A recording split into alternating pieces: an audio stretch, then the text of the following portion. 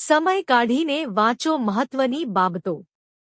1. જો તમે ઘણા પ્રયત્નો પછી પણ માથાના દુખાવાથી રાહત મેળવી શકતા નથી તો એક સફરજનને કાપીને તેના પર મીઠું છાંટવું અને તેને ખાવાથી માથાનો દુખાવો દૂર થાય છે। 2. કેટલાક અભ્યાસમાં જાણવા મળ્યું છે કે જામફળનું સેવન કરવાથી ડાયાબિટીસના દર્દીઓને બ્લડ શુગર લેવલ નિયંત્રિત કરવામાં મદદ મળે છે। 3. દાંતના દુખાવા અને પરેશાનીથી રાહત મેળવવા માટે જામફળના પાન ચાવવાથી પણ દુખાવામાં રાહત મળે છે। 4. 1 કપ પાણીમાં 1 ચમચી હળદર નાખીને ઉકાળીને પીવાથી માથાનો દુખાવો મટે છે। 5. સવારે ઉઠતાની સાથે જ કરવામાં આવેલ કામ શુભ કામ અશુભમાં ફેરવાઈ જાય છે। એવું કહેવાય છે કે જો દિવસની શરૂઆત સારી હોય તો અનેકવાર સફળતા મળે છે। અજાણતા લોકો સવારમાં કેટલીક એવી ભૂલો કરી બેસે છે જે શાસ્ત્રોમાં કેટલાક એવા કામ જણાવવામાં આવ્યા છે જે તેમના કામ અને સ્વાસ્થ્ય પર પણ અસર કરે છે। સવારે ઉઠ્યા પછી આવું બિલકુલ ન કરવું જોઈએ, નહીં તો નસીબ પડછાયાની જેમ તમારી પાછળ આવવા લાગે છે। સવારે ઉઠતાની સાથે જ અરીસામાં જોવું, જે વાસ્તુશાસ્ત્ર મુજબ શુભ માનવામાં આવતું નથી। સવારે ઉઠ્યા પછી સૌથી પહેલું કામ ભગવાનના દર્શન કરવા જોઈએ। આ કરવાથી દિવસની શુભ શરૂઆત થાય છે। 6. બંધ ઘડિયાળ સાથે વ્યક્તિનું ભાગ્ય જોડાયેલું છે। શાસ્ત્રો અનુસાર બંધ ઘડિયાળને જોવાથી વિવાદની સ્થિતિ બની શકે છે અને દિવસના દરેક કામમાં અવરોધ આવી શકે છે। 7. સવારે ઉઠતાની સાથે જ હેઠા વાસણો જોવાથી શરીરમાં સકારાત્મક ઉર્જાનો પ્રવાહ ઓછો થઈ જાય છે। 8. એવું માનવામાં આવે છે કે સવારે ઉઠ્યા પછી પોતાની કે અન્યની પડછાયો જોવો એ રાહુની નિશાની માનવામાં આવે છે। એકાગ્રતામાં વ્યક્તિને આખો દિવસ કામ કરવામાં મુશ્કેલી ઊભી થાય છે। 9. જો તમે સવારે ઉઠતાની સાથે જ ગાય જુઓ તો તે ખૂબ જ શુભ માનવામાં આવે છે, પરંતુ શાસ્ત્રો અનુસાર સવારની પહેલી નજર હિંસક પ્રાણીની તસવીર પર ન હોવી જોઈએ। આ સંબંધમાં અંતર બનાવે છે અને કાર્યસ્થળ પર વિવાદ પણ થઈ શકે છે।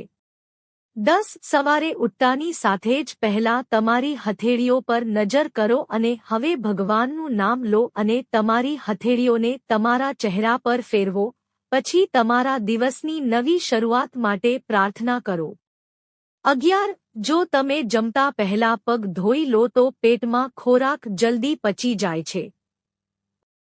12. ચામાં હળદર કે મીઠું નાખીને ક્યારેય પીશો નહીં કે તે ઝેર સમાન છે।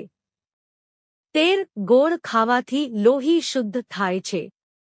14. અઠવાડિયામાં 1 કે 2 વાર નારિયેળ પાણી પીવો, આનાથી તમારું શરીર ગોરું અને પેટ સાફ રહેશે।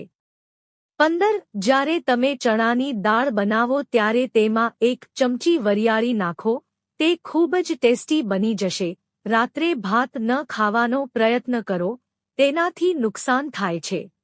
16. પડદની દાળ બનાવતી વખતે તેમાં 1 ચમચી મગની દાળ અને 1 ચમચી દહીં નાખીને દાળને પકાવો, તે સ્વાદિષ્ટ બનશે।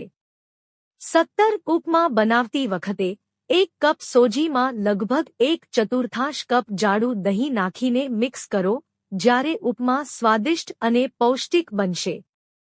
18. દળિયાનું સેવન કરવું ખૂબ જ ફાયદાકારક અને આરોગ્યપ્રદ છે।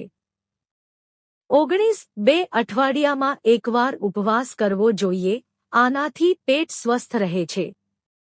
20. સવારે સૂર્યપ્રકાશમાં બેસવું જોઈએ, આનાથી શરીરને વિટામિન ડી મળે છે। 21. ઘરનું કામ જાતે જ કરવું જોઈએ, તેનાથી શરીરને સારી કસરત મળે છે। 22. મગ અને ચણાને પલાળીને તેને અંકુરિત કરી સવારના નાસ્તામાં ખાઓ, તેનાથી શરીરને શક્તિ મળે છે। 23. શિયાળામાં મૂળા અને ગાજરને છીણીને પરાઠા બનાવીને બાળકોને ખવડાવો, ફાયદાકારક છે। 24. સવારે જાગ્યા પછી નરમ જામફળના પાનનું સેવન કરવું ખૂબ જ ફાયદાકારક છે। 25. રાત્રિભોજન પછી વ્યક્તિએ થોડો સમય ચાલવું જોઈએ, તેનાથી ખોરાક પચવામાં સરળતા રહે છે। 26 ઝડપથી ચાલનારાઓનું શરીર ક્યારેય ઢીલું પડતું નથી. 27 પાણી પીધા પછી નમવું ન જોઈએ કારણ કે તેનાથી શ્વસન માર્ગમાં પાણી પ્રવેશી શકે છે. 28 મોઢામાં પાણી ભરીને સ્નાન કરવાથી ક્યારેય શરદી થતી નથી. 29 દાંતનો વાસ્તવિક રંગ આછો પીળો છે, તેથી તમારા દાંતને વધુ સફેદ બનાવવાનો પ્રયાસ કરીને બગાડશો નહીં.